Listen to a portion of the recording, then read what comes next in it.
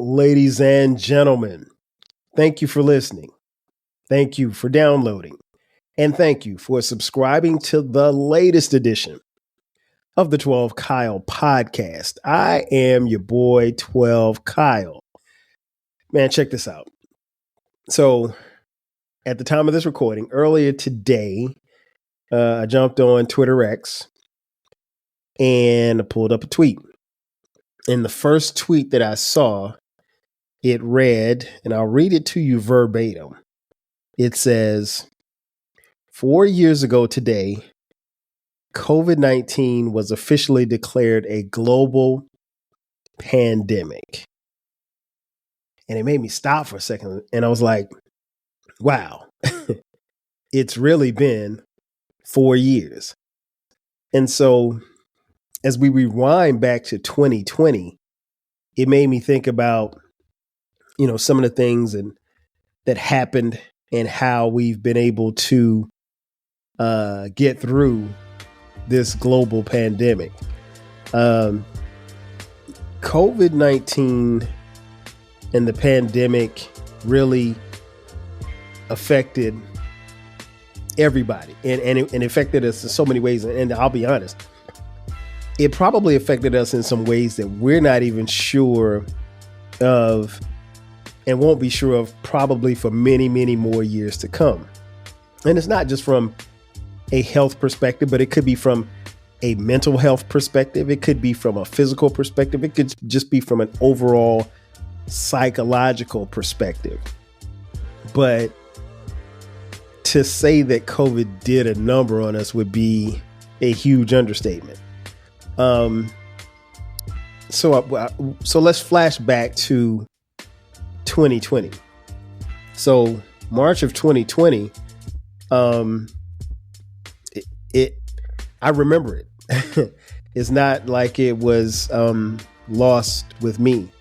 And I remember it distinctly because I want to say the first week of March, one of my boy Ryan, he lost his wife.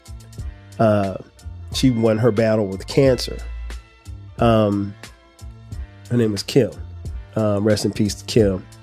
And I think they had been married at the time 19 years or close to it. And so Kim's homegoing service that we had, that they had here in Atlanta, that was the last public gathering of people that we had in a long time. And I remember sitting at a table because COVID was here. It wasn't like all the way here, but it was here. It was here in this country. It wasn't some disease in China that wasn't coming here, unlike what you were told by the leaders in this country. But I'll get to that in a second. So it was weird. I just remember sitting at the table and somebody said, man, this might be the last time that we all kind of get together like this. And I found that to be weird because, again, we were learning on the fly. The initial reports, the initial things that we were told were far from the truth.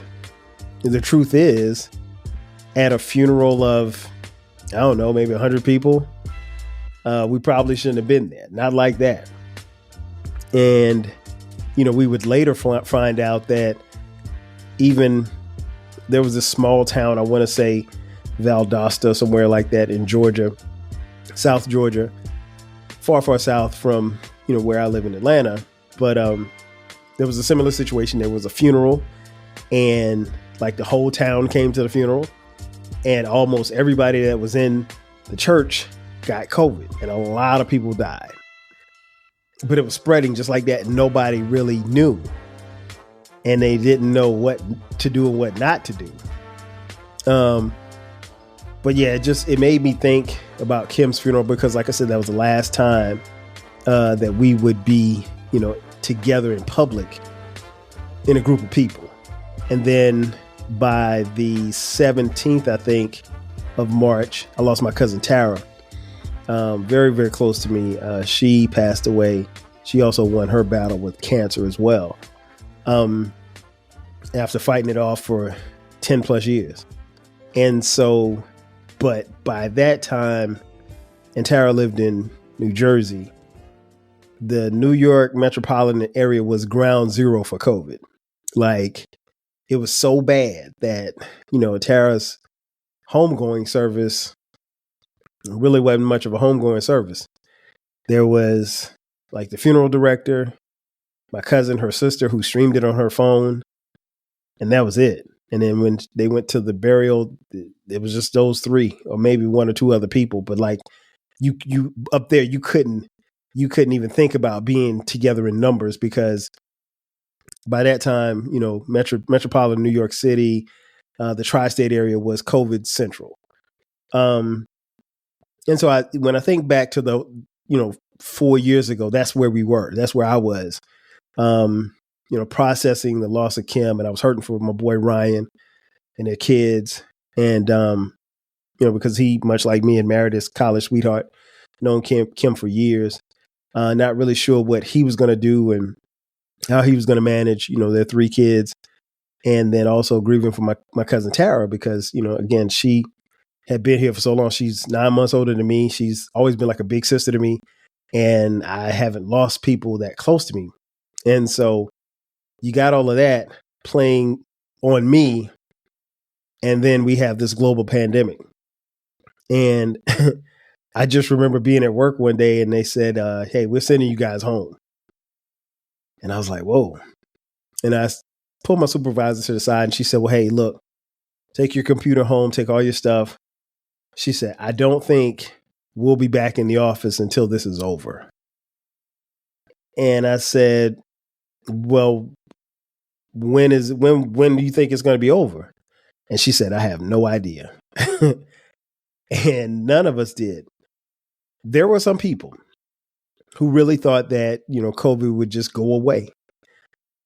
That was far from the case. And quite honestly, maybe if we had, done what we were supposed to do as a country, as leadership in this country, maybe, just maybe, we would have been able to get out of COVID within a month or so.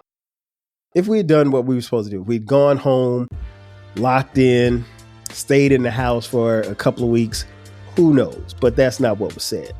I will say this much. As I look back 4 years ago, I'm very impressed on how we as a people were able to adjust. Adjustments are good. Everybody can adjust. Not everybody wants to adjust, but adjustments in life are necessary. And I think as a nation, as a people, we did a tremendous job in adjusting. Now, there are some of us who were very hesitant to adjust. But I think we were able to adjust and pivot pretty good. I mentioned, leaving work and having to work online. Now, my job at the time, could we work from home? Yeah, we could work from home, but they didn't like that. They wanted you in the office. And so I took my computer home, and to be honest, I took all my stuff. Because at that particular time, I had already started interviewing at other companies. So I had 1 foot in and 1 foot out. So I was ready to leave. And I was like, you know what? Let me take all of my stuff because I ain't coming back here. So hopefully by the time this blows over and we're back in the office, I'm in someone else's office. So I didn't tell them that, but I took all of my personal stuff. I didn't leave anything personal any of my personal stuff behind. And so, the ability to adjust, the ability to pivot, like I said, going from not being able to do anything to actually having school online or having work online. It was a trip because my kids were here. And now all of a sudden, everybody's here and everybody's out of school. Our oldest, he was at college, and our middle son was a senior in high school, and his high school senior year got wiped out, and he graduated online. There was no ceremony for us to go to. But that's a part of it, and I tried to make sure that I acknowledged to him, like, look, it could have been a whole lot worse for us. It just wasn't. So be thankful in that. But I'm still amazed at how we were able to pivot and adjust, because adjustments were necessary and the adjustments were made on the fly. And I think, it was a lot for us to deal with, along with dealing with the stress of being in a global pandemic and not knowing what was happening next. But I mean, even something as simple as our entertainment.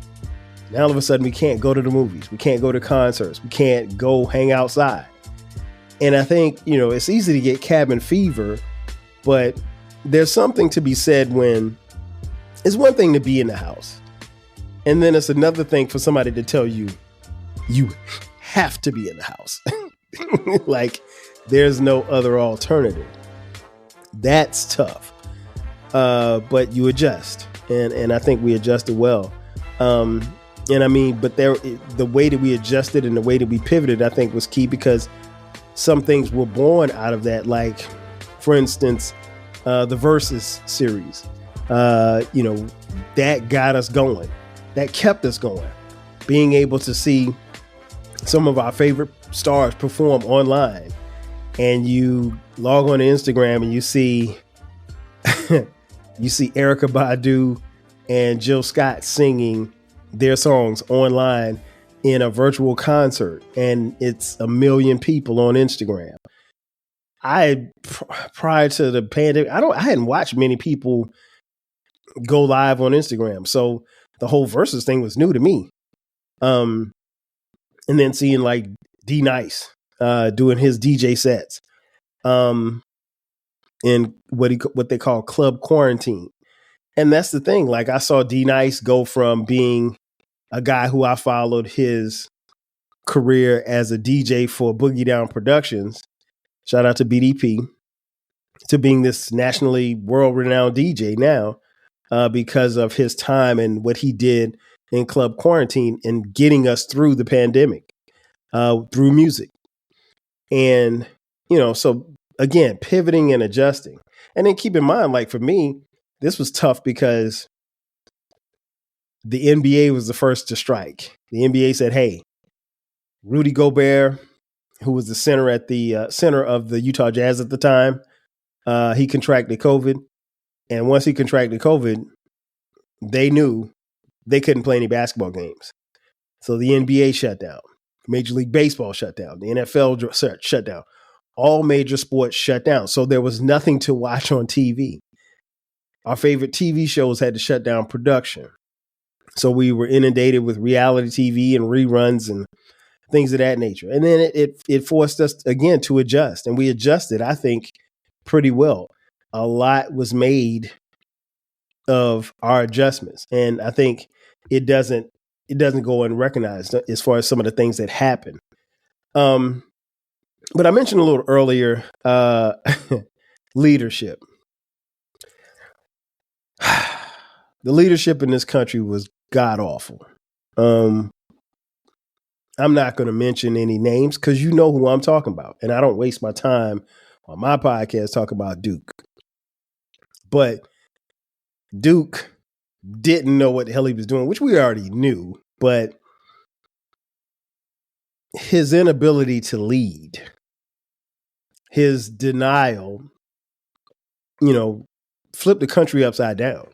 And then it was a domino effect. Like, I'll give you an example. Like, one of my best friends works for the CDC. The conflicting information they were getting from the CDC was crazy. And what's my guy's name? What's the little doctor dude? Dr. Fauci.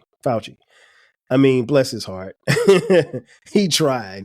But I mean, like, what he'd say, then Duke would come back and, the correspondence coming out of the White House was always contradictory. And again, people are looking for answers. If you're sitting in your home and you're scared that you're going to lose your loved ones and lose your job and lose your life or lose your way of living, yeah, you're going to turn to the people that you elected to lead you in the right path. And you realize they were clueless. And so that in and of itself should have made you want to get angry and get active. But no, I mean, like, the leadership was terrible. Nobody had a clue as to what they were. And I'm not even going to say I could cut them some slack, because here's the thing. There were procedures in place. There were organizations in place for a global pandemic, but they were tossed to the side. And so if you toss that to the side and you get rid of the people who are there to help, and you think that you know it all, then it will quickly be proven that you don't know it all. And like I said, it was just terrible. From the White House on down to the CDC, it was just, they failed the American public. They failed us. And it was costly. It was costly in money. It was costly in lives. We in this country lost over 1 million people to the pandemic. And that number doesn't go lightly on me, but I mean, to lose 1 million people, that's tough. Because here's the thing, of that million, and it was more than 1 million, I'm just using 1 million as a round number. Of that million, how many lives could have been saved if we did what the doctors said that we should have done? Or if we did what the experts say that we should have done, instead of doing what we want to do? I mean, then we get to the point where early in the pandemic, the correspondence is saying, okay, hey, what we should do is put on a mask. Have a mask cover your face, cover your nose, cover your mouth, so forth and so on, especially when you're in public. Wash your hands for at least 30 seconds. If you're coughing, cover your mouth when you cough through your arm. Man, listen, I think I speak for all of you when I say we saw people do the total opposite. We saw people come in places, and then it became a issue for establishments. Okay, well, hey, you can come in the grocery store, but you can't come in without a mask on. And then you had some people say, well, hey, I'm not wearing a mask. And so the mask versus unmasked debate roar on. And it was scientifically proven that, yeah, if you wore a mask, it didn't mean that you weren't going to get COVID.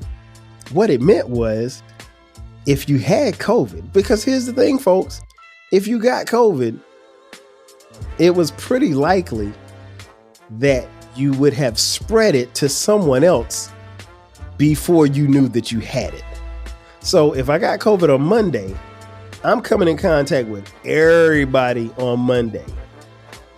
But here's the thing. If I'm protecting myself, I'm also protecting others. So maybe I get COVID on Monday, but I'm not giving it to the 20 people that I come in contact with on Monday. That's how it worked. Simple, but you know, some people, you can't explain simple to dumbasses. So yeah, the spread was crazy, and COVID ran rampant. And again, you had a situation where, you know, you had people who didn't want to get masked. Then there was a vaccine that was created. Oh man, that was those debates went on forever and probably still are going on. To get the jab or not get the jab. Yeah, I know people say, "Oh, I'm not getting a COVID shot because they just made this vaccine last week." And then you had others that say, you know, I don't trust it. You know, last time we got shots, you know, we ended up with syphilis. I mean, right. All of these historians, all of these doctor people. And I mentioned on the previous episode that I did about COVID, I just suggested that you consult your own doctor. Do your own research. And I spoke with one of my best friends, Dr. Jamel, and she's been on the podcast, and she's coming back as well. And she told me straight up, she was like, look, this is going to be around for a while. Like, And she said, eventually we'll get it and we'll keep getting it. But she said, it'll be kind of like the cold, as far as like how it affects your body, or maybe the flu. It won't be to a point. It won't be as potent where it will take you out, but we'll all eventually get it. And as crazy as it sounded and as scary as it sounded, but I believed her because, again, we've been friends for forever. And I know she's smart and I know she knows what she's talking about. And so, but the whole mask versus unmasked and the vaccinated versus the unvaccinated, man, that debate went on and those battles went on. And meanwhile, we were losing thousands of people every day. One of which was my late Aunt Connie. And I miss my Aunt Connie. I don't know. I know she passed away from COVID, but here's the weird thing. My Aunt Connie had she didn't have high blood pressure. She had lupus. She had cancer. And she had something else. And she survived that for like 15, 20 years. And COVID took her out in like 3 weeks. It's crazy. Right. And she didn't have to go, and neither did the million people that we lost to COVID had to go. And what was really weird about some people in this country was the blame shifting. Not so much as the blame shifting on who had a mask or who didn't, but I think people suddenly, and some of them consciously, some of them subconsciously, began to blame people who died from COVID for being outside. Oh man, you heard about Ray Ray? No, what happened to Ray Ray? Man, Ray Ray died. He had COVID. Oh, was he outside? Did he was he out here without a mask on? I mean, people were really, really passing judgment just like that. Listen, man, when it's your time to go, it's your time to go. I'm a firm believer in that, in my faith, in my spirituality, which I'm not going to talk about on here, but I will say this much. It ain't your place to pass judgment. When it was Lil Ray Ray's time to go, it was his time to go. That being said, it ain't his fault that he got COVID. You don't know how he got COVID. And how he got COVID, I mean, like asking somebody, like worrying about why or how somebody died is pointless. They died. Didn't matter if they got hit by a truck or they died in their sleep. I mean, they died. You should mourn them. You shouldn't be worried about dumb ancillary things. The loss of life was, really, really tremendous. And I think it's asinine to, it's asinine to blame those who passed away, saying like almost subconsciously saying, well, they deserved it because they were outside. But we pushed through. We pushed through and we pushed through and we pushed through. A lot of things happened over these past 4 years. And I'll be honest, like there are times when I think of events and I have to ask myself out loud, okay, was this before COVID, after COVID? Because like I have a memory of the world before COVID, but my memories of the world after COVID are totally different. It's just different. And I said on a previous episode, like it would be in your best interest to document the times and things that we went through during COVID. Because here's the thing. If you're like my age, when you have grandkids and great grandkids, they ain't gonna believe half the stuff that you tell them. Because it would be inconceivable to them that this could have existed, a disease, something that you could not see. You could see somebody standing on the corner with an AR-15. You could see somebody, a group of kids running up to beat you up. You couldn't see this germ and this disease. You couldn't see it. So you don't know.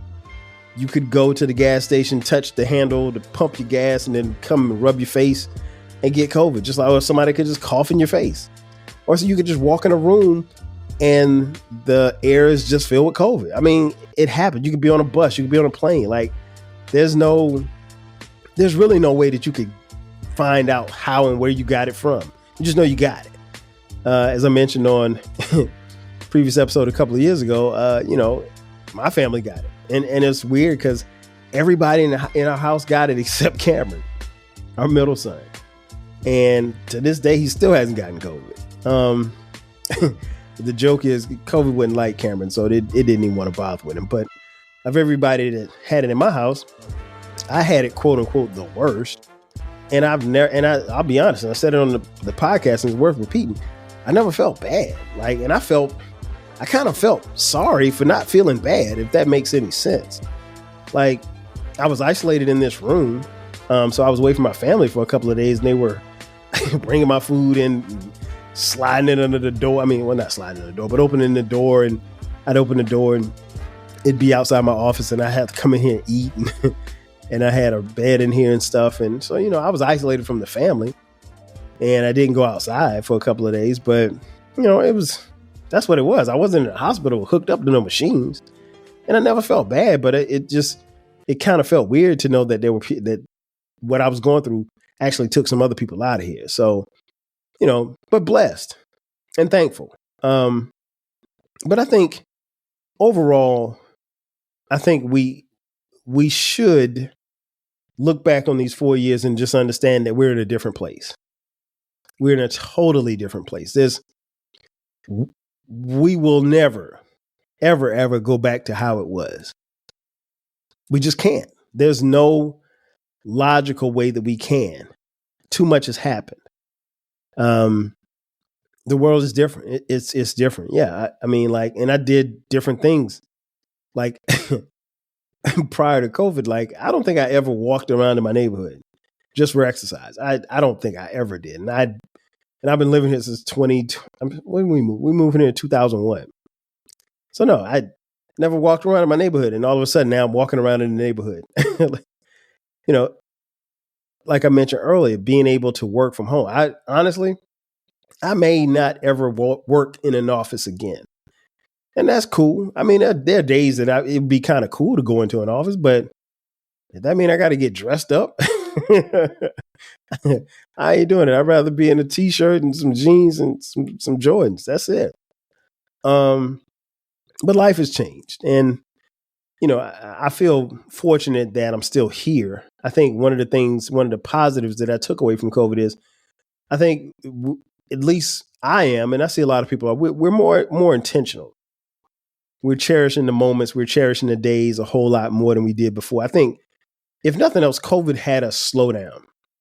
It told us, hey, you got to sit down. And when you sat down, you realize a lot of the stuff that we were chasing, a lot of stuff that we were concerned about really wasn't as important as we probably thought it was. And that's a big eye opener for a lot of people, because you realize hey, I'm breaking my neck to get to this job. Well, guess what? If you die, this job will have somebody in your seat tomorrow. It's a fact.